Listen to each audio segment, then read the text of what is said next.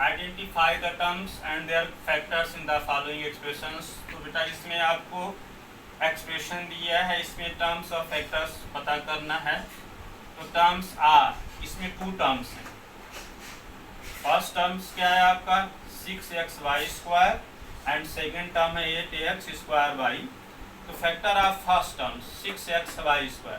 All numbers जो 6xy² को divide कर दें वो सभी, इसमें बहुत सारे फैक्टर होंगे, 1 2 3 6 भी है, 6x 6xy 6xy²।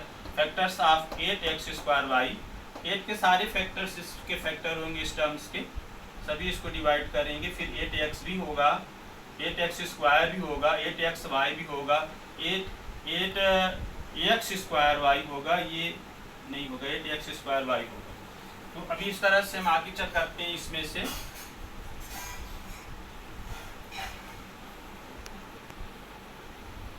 B question है, टर्म्स लिखा हुआ है, अलजेब्राइक एक्सप्रेशन है। ये एक्सप्रेशन है आपका,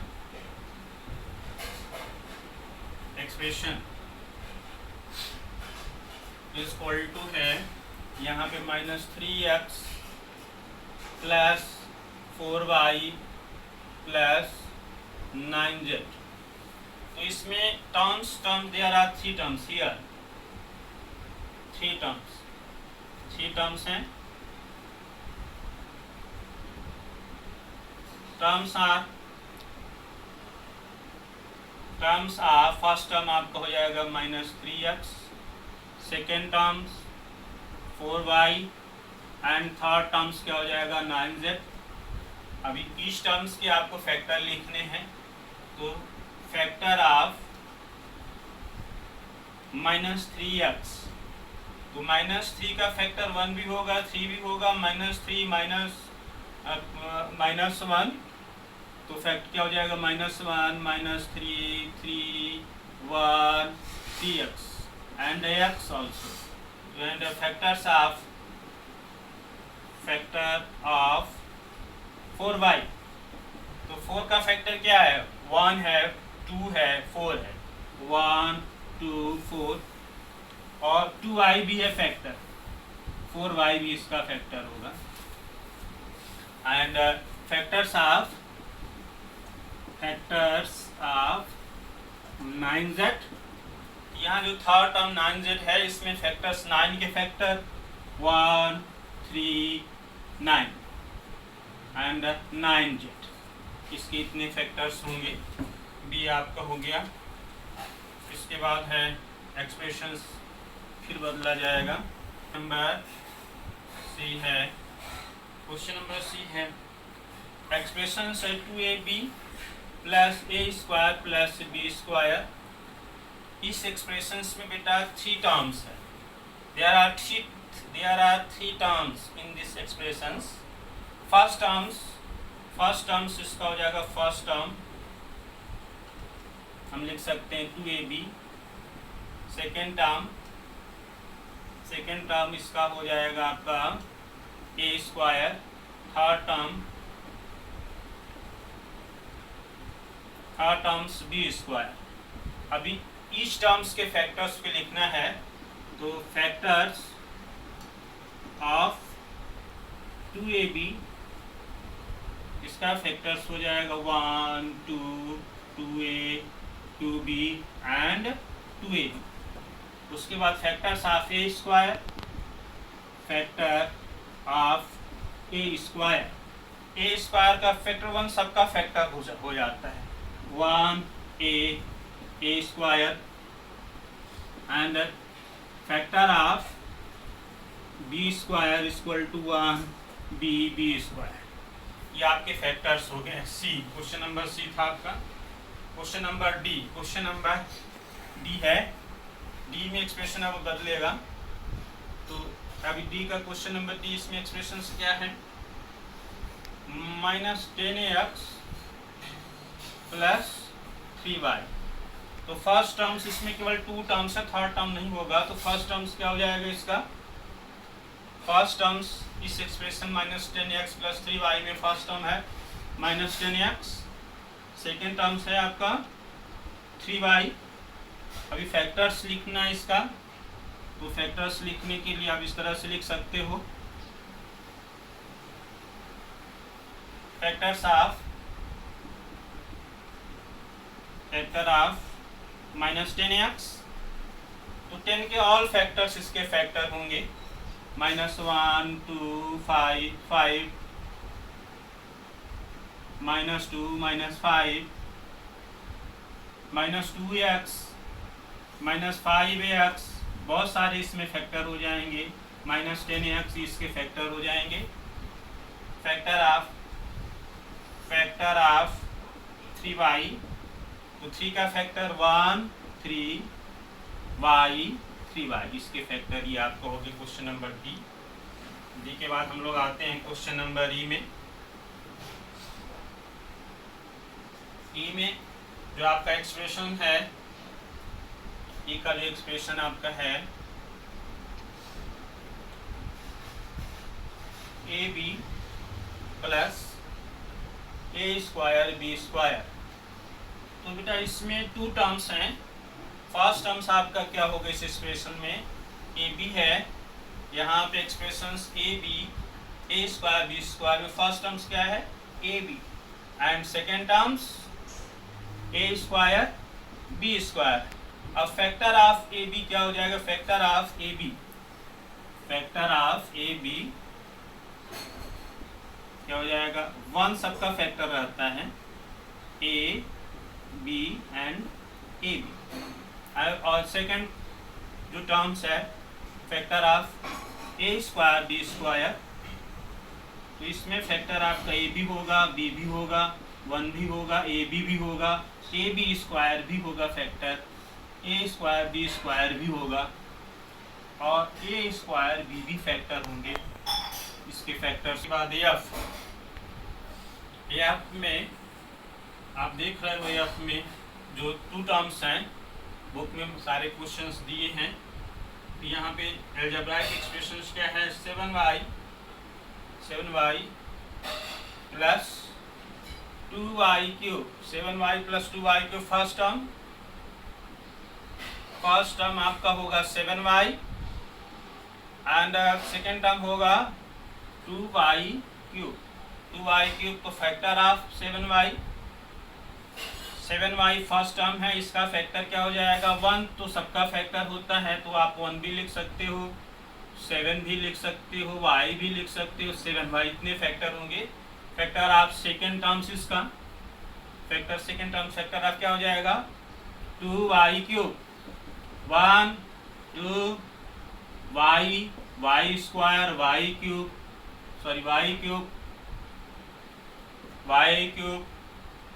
एंड 2y³ एंड सो इस तरह इससे भी हो जाएंगे आपके एफ के बाद आते हैं जी में, क्वेश्चन नंबर जी। इसमें बेटा आपके पास देखोगे कि 3 टर्म्स हैं, जो अलजेब्राइक एक्सप्रेशन है इसका A plus B minus 3, A plus B minus 3, इसमें 3 टर्म्स हैं। इसमें आपके पास कितने टर्म्स हो जाएंगे, there are 3 terms here. First term is equal to A, second term is equal to B, third term इसका क्या हो जाएगा, आप देख लो, थर्ड टर्म इसका हो जाएगा -3, तो factor of first term A क्या हो जाएगा 1 and A itself. Factor of B is equal to 1 and B, and a factor of -3 is equal to क्या होगा 1 -1 3 -3, इसके फैक्टर होंगे। अभी जी आपका हो गया। अभी हम लोग थर्ड क्वेश्चन को करते हैं, इसको हम रख करते हैं। Identify, third question, identify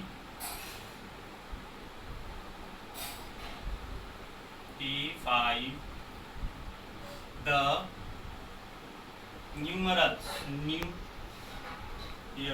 numerical coefficients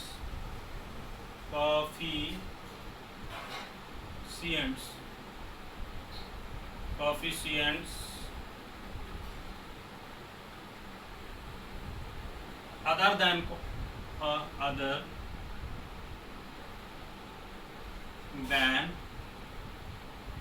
the constant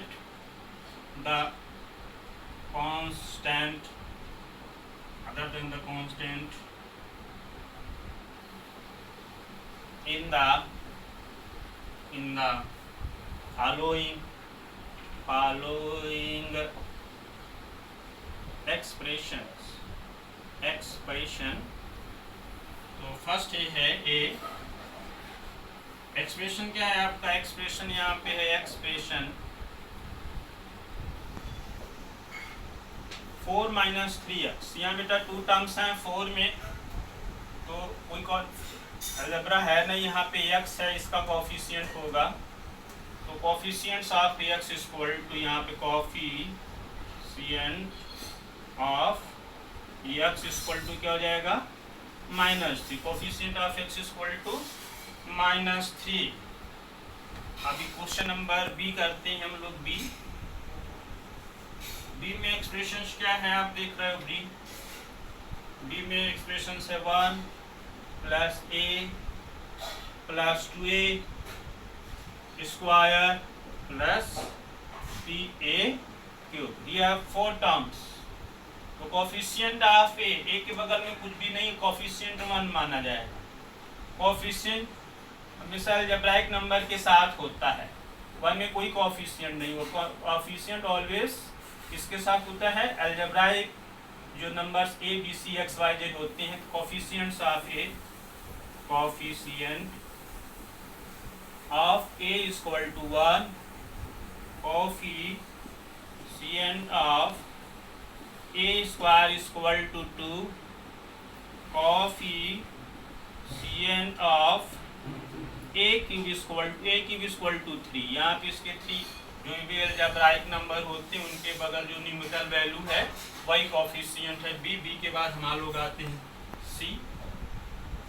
अब क्वेश्चन नंबर 3 में एक्सप्रेशंस बदल जाएगा आपका। क्वेश्चन नंबर सी में एक्सप्रेशंस क्या हो जाएगा? x - 2xy + 3yz। तो कोफिशिएंट्स ऑफ किसका कोफिशिएंट आपको चाहिए? x का। कोफिशिएंट ऑफ x के बगल में क्या है? 1 है। कोफिशिएंट ऑफ दूसरा टर्म क्या है? xy है। Coefficient of xy -2, coefficient of yz equal to कितना हो जाएगा? 3। ये कोफिशिएंट्स कहलाते हैं। वैसे coefficients of y equal to -2x भी हो जाएगा, coefficients of z equal to -3y भी हो जाएगा।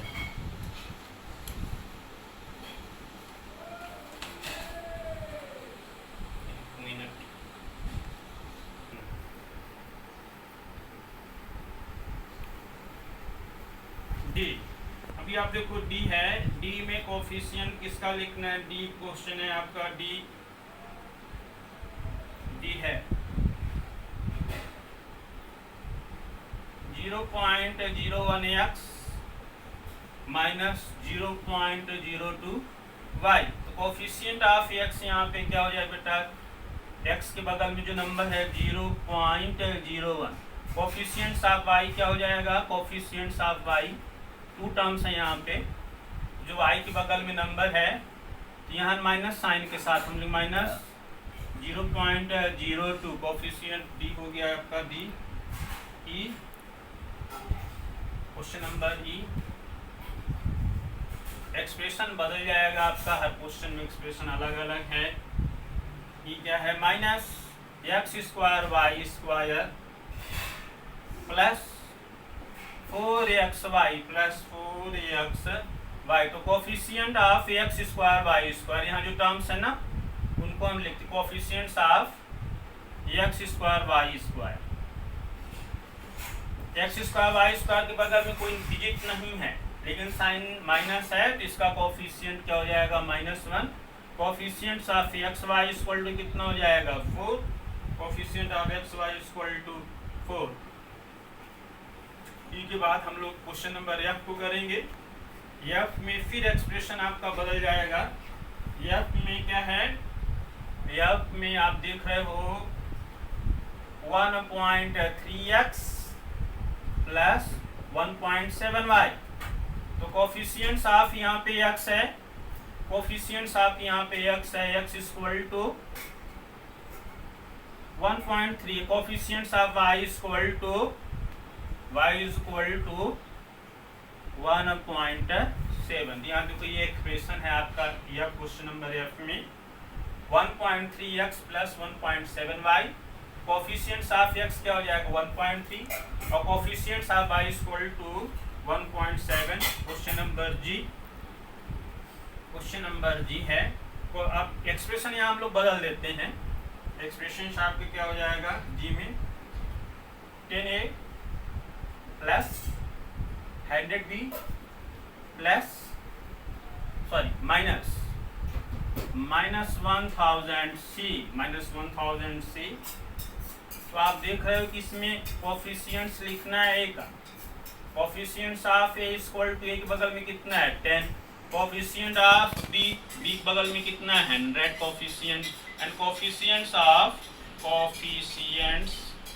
Of C is equal to -1000 आपका जी हो गया।